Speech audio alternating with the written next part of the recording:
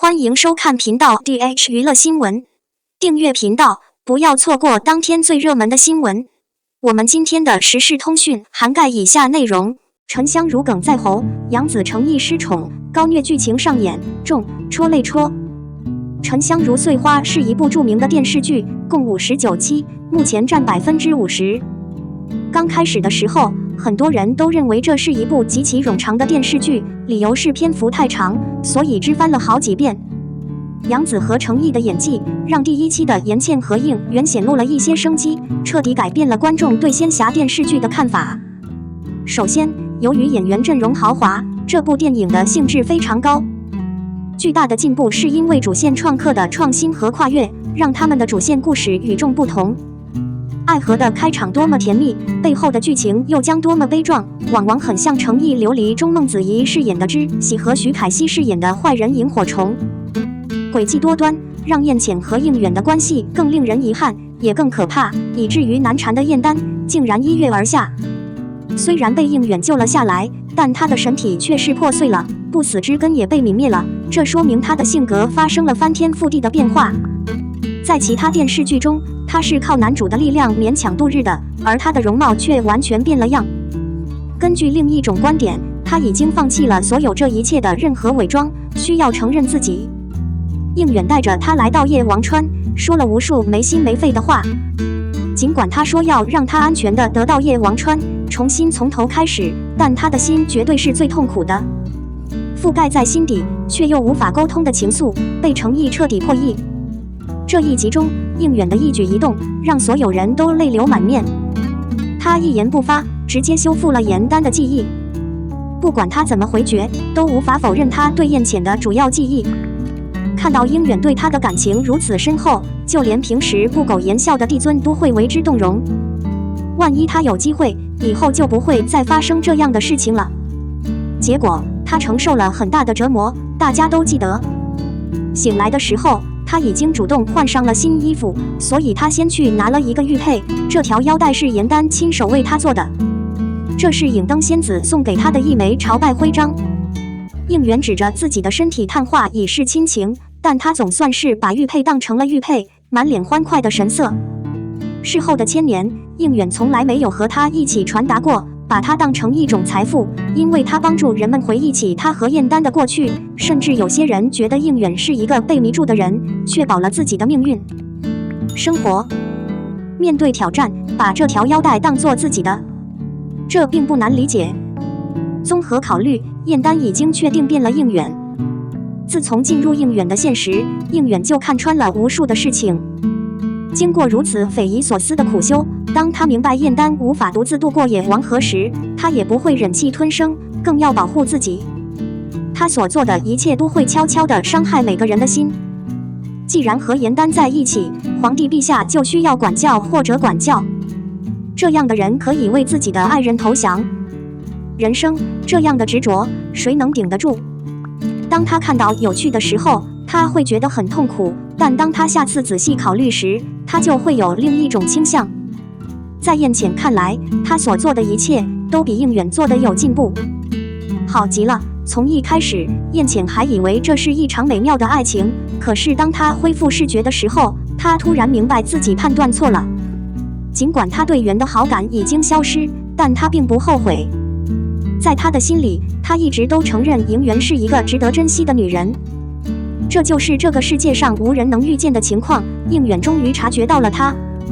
还没等他回过神来，就被应远倒了一碗冰水，道：天不敌你。为了这段关系，他需要小心翼翼地隐蔽起来。提高了视力后，他对妹妹的话算是接受了，但其实他已经看透了。他这样做只是为了完成燕丹守护妹妹的正当心意，以自己的方式为妹妹报仇。颜浅借助知喜和影灯仙子变成了骗子，但应远还是选择相信他，认为她平时是个心地善良的女人，所以他下的命令变成了单纯为了不让颜浅被借助他的伤害。他变成了受罚者，然而事情并没有随着他的想法而增加。他现在不是最好不再为他报仇，而是他的故事变得天翻地覆。这时候，颜变得郁闷到可以用恐怖来形容了。没有一丝光亮，他就可以立刻将火焰扑灭。不管他尝试了多么艰难，最终的结果可能适得其反。两人身上都是淤青和伤口，身上的疼痛无法治愈。对此，网友们也对两人之间的联系有所改善也有具体的批评。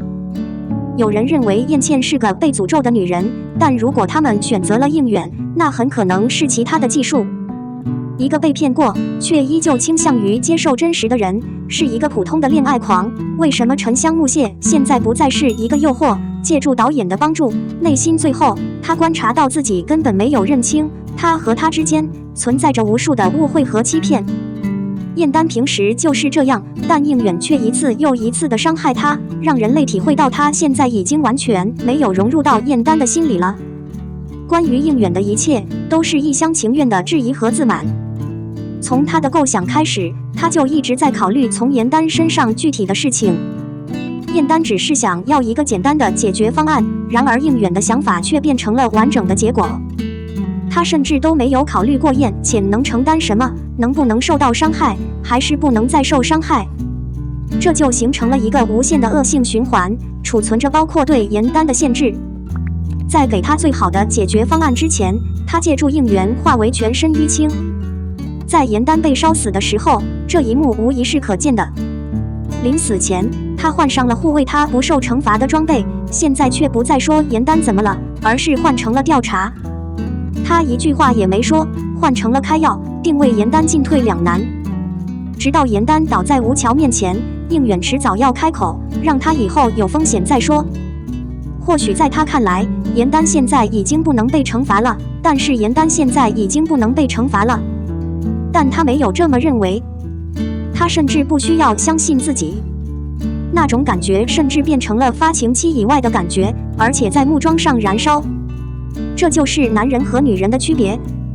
事实上，他也是 giving， 在他看来，他把自己的快乐给了别人，但这不是他想要的。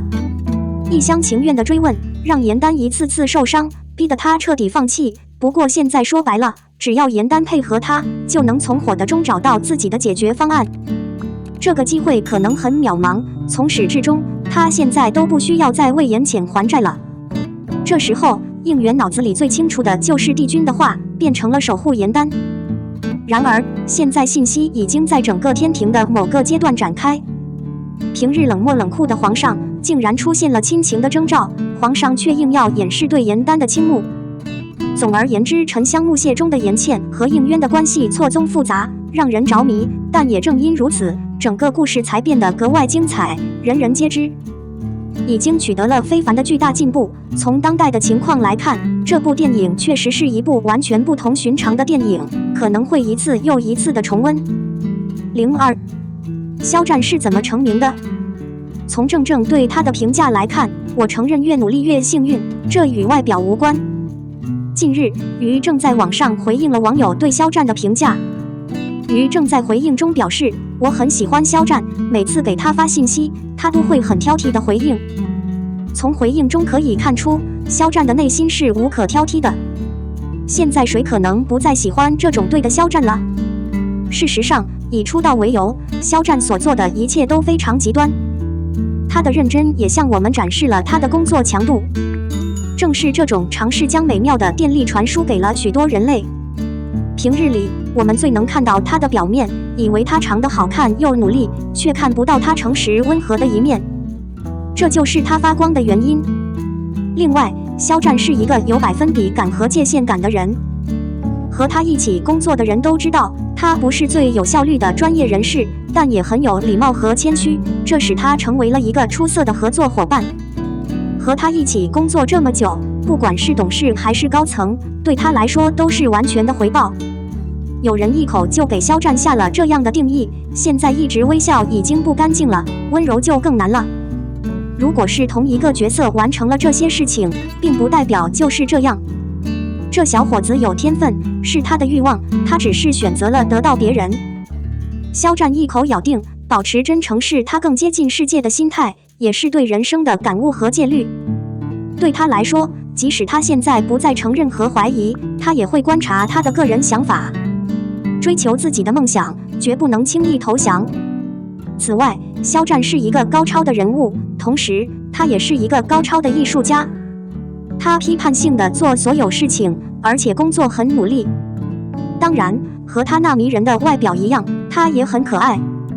不得不提的是，在当今的娱乐圈，像他这样的明星屈指可数。像他这样正确和好看，我同意说的对并不重要，而且解决方案已经在网友心中找到了。只是对于这样的回答，从其他角色的嘴里说出来，也可能还有专属的效果。毕竟，许多人都意识到禹是一个非常重要的角色。其次，于正还是个十足的大导演，能得到这种大导演的帮助，其实已经是千里迢迢了。由此可见，肖战肯定是个极品巨星，不然岂不是靠着大家的利用才会被珍惜？虽然有人要黑他，但这不妨碍各位网友对他的喜爱。当然，肖战的眼神也在这里。虽然不能靠大家的帮助而被人喜欢，但他同样在做自己的满意，不断的离开目标市场，让网友们满意的养子。而肖战会有这么多的狂热分子，现在已经不再是单纯的靠颜值，而是靠着足够的演技。这上面的失望和苦涩的画卷，不是常人所能承受的。毕竟，在娱乐行业中拥有坚定不移的爱好者并不干净。肖战最高顾问作品有《陈情令》《狼殿下》《王牌部队》《余生请多指教》等。在每一部戏剧中，他都表现得非常挑剔。为了效果，他绝对是自己，因为剧中的人物执行了本质，使剧中的功能活跃起来。这就是他的实力，简直就像请提倡我放松一下一样，老老实实把顾维的作用发挥到极致，老老实实无法超越。如今，凭借个人的努力，他在娱乐圈内也取得了很好的成绩。我希望他能在未来的日子里给我们带来更高的作品，所以让我们直播吧。我们的新闻部分文此结束，欢迎把你们的想法留在评论区，大家一起讨论一下。欢迎，也别忘了帮我点个赞加关注谢谢大家。